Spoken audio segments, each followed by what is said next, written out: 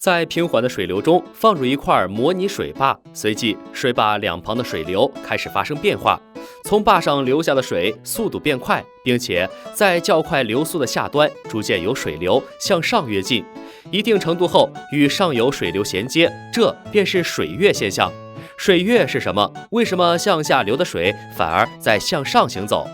由实验画面可知，在经过水坝的斜坡后，水的流动状态是从缓流到急流再到缓流。这种明渠水流从急流过渡到缓流时发生的一种水面突然跃起的局部水力现象，就是水跃。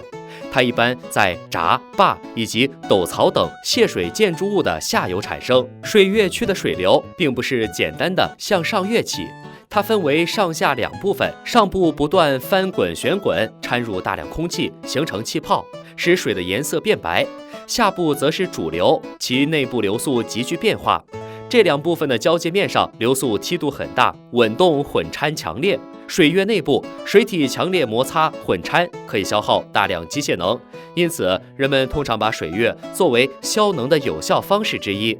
因为天然河道中的水流一般多属于缓流，水流流量沿河宽方向分布较均匀。但河道中修建了闸、坝等泄水建筑物之后，坝后的水头增加，下泄水流流速增大，水流集中。如果不进行消能，泄水时形成的高速集中水流会对下游河床造成较大的破坏，从而引发一系列问题。所以在水利工程中，经常在坝址下游设置消砾池、消砾坎等，促使水流在限定范围内产生水跃，从而将大坝泄出的急流转变为缓流，以保护河流的河道和河床。在流体力学中，除了水跃，还有一种与它相反的水跌。当明渠水流从缓流过渡到急流，水深从大于临界水深减至小于临界水深的过程中，水面产生了平顺而急剧的降落，这种局部水力现象就是水跌。